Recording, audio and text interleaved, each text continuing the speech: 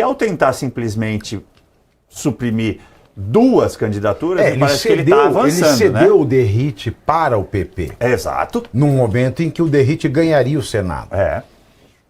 No momento em que o Derrite não tinha se desgastado com 85%. Exato.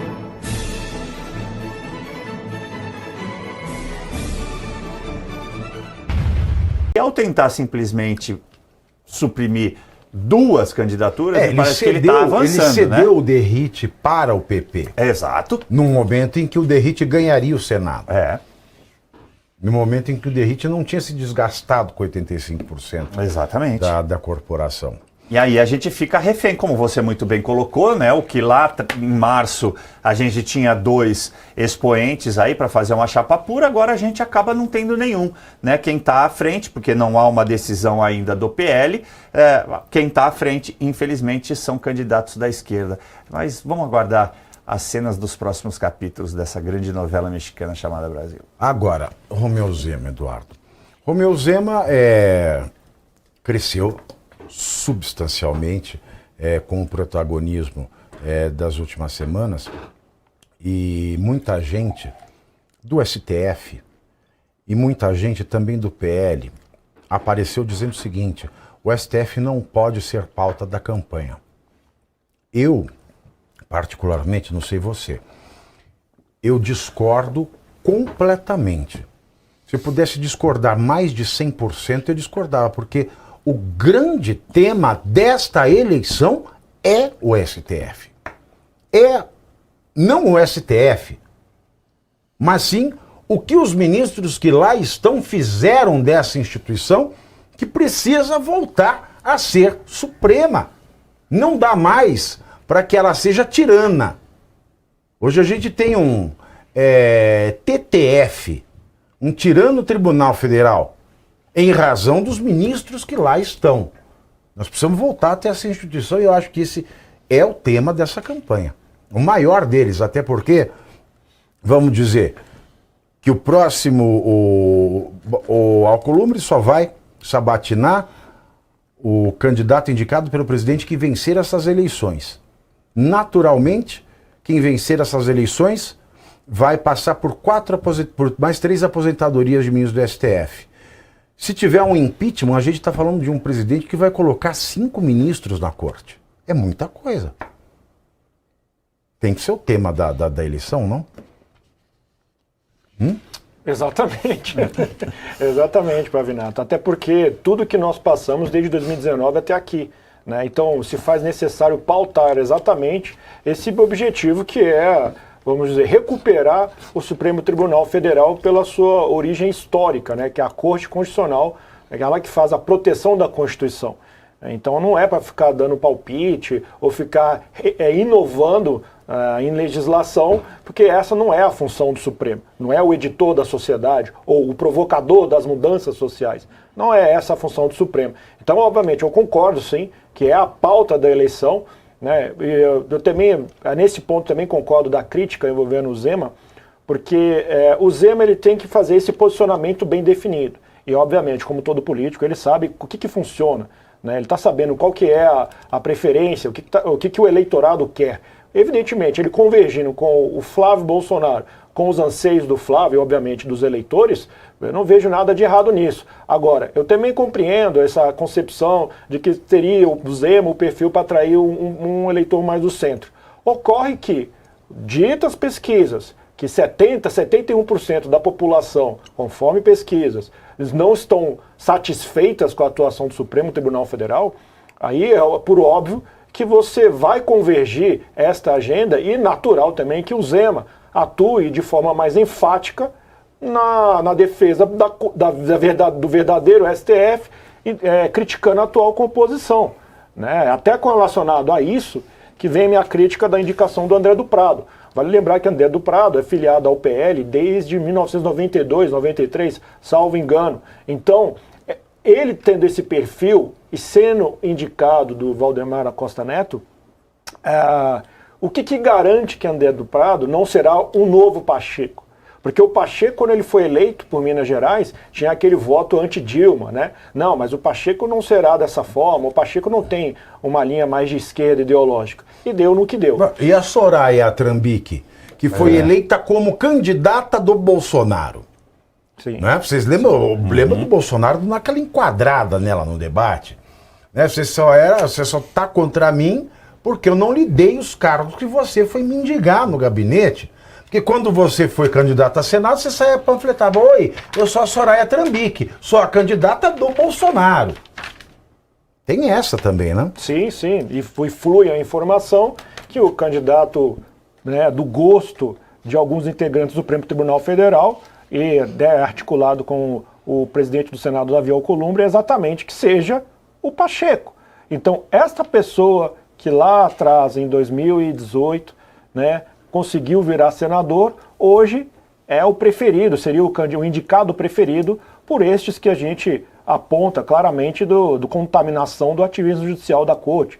Uma postura que tem como finalidade transferir o protagonismo de mudanças sociais ao magistrado, o que é contraditório até a evolução das ciências jurídicas, porque ele é o inerte da questão. Então, se fosse para fazer uma hierarquia da tripartição dos poderes, seria o poder mais baixo, porque é o que não tem votos. Ele é escravo da lei, ele tem que seguir a redatio legis, a redação legislativa. Até quando ele tiver qualquer questão que vise suprir alguma omissão de uma lei, o próprio artigo 4 da Lei de Introdução às Normas do Direito Brasileiro, a LINDB, ele define lá que usos e costumes, ou analogia a casos, não é ele teorizar, ser um iluminista e moldar a sociedade para provocar mudanças, mesmo que seja contrário à própria sociedade que ele está moldando.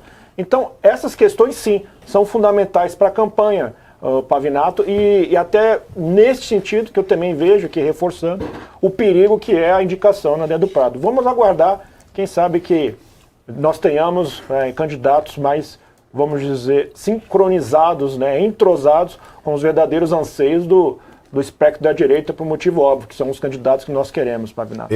Agora, o Caivano, a Lu Siqueira, ela fez um comentário interessante aqui, né? E ela fez várias vezes, e eu achei muito interessante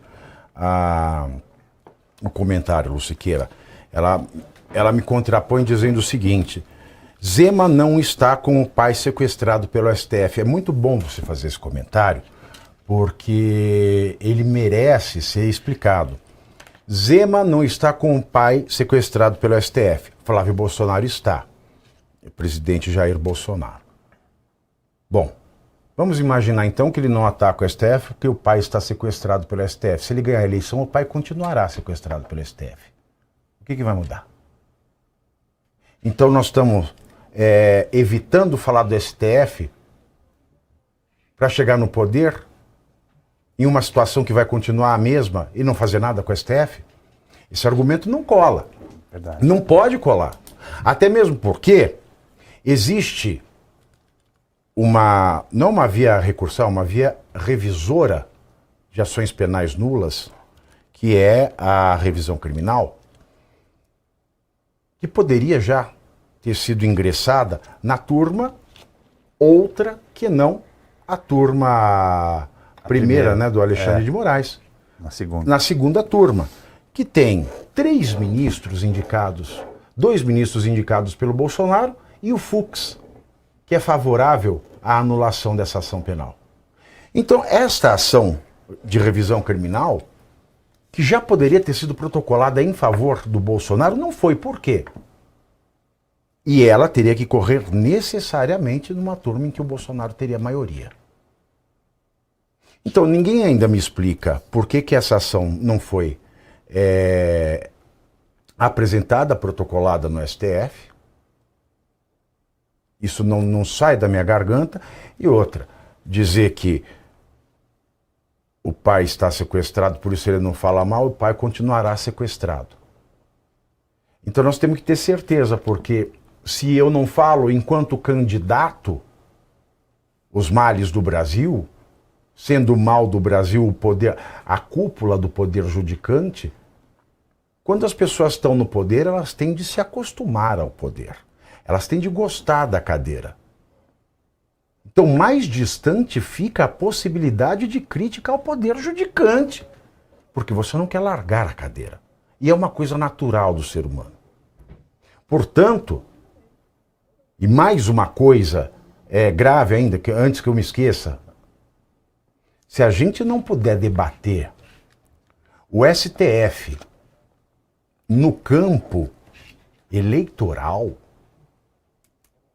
se a gente não puder debater STF num ano de eleição de senadores, que são os freios e contrapesos de ministros do Supremo, numa eleição de presidente, que é quem, por costume, não por garantia constitucional, indica nomes para serem sabatinados e votados pelo Senado, isso quer dizer que nós não somos uma democracia. Mais um aspecto, porque se nós não pudermos discutir um assunto discutível em eleições, porque o STF não quer dizer que o resultado das eleições já está definido pelo STF, concorda? Perfeito, Pavi, perfeito. O momento é agora. Se eu não puder discutir o STF no momento que ele deve ser discutido, a única maneira de derrubar um ditador é pela guerra. E eu acredito que nós ainda possamos discutir democraticamente esse problema atual na Suprema Corte Brasileira. Porque se disserem a mim que está proibido discutir STF na eleição, só sobra a hipótese armada de um Estado estrangeiro. Eu prefiro acreditar que o STF seja assunto de eleição, sim. Muito bem. É Lúcia, né? Lu Siqueira. Lu Siqueira.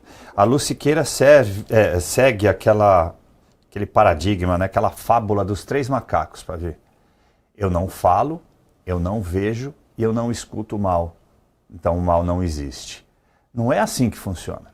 Eu não vejo, eu não falo, eu não escuto sobre o STF, então tudo bem, vamos passar e vamos ao próximo período, depois da própria eleição. Então você já entrou, como disse o Pavinato muito bem, você já entrou no jogo perdido.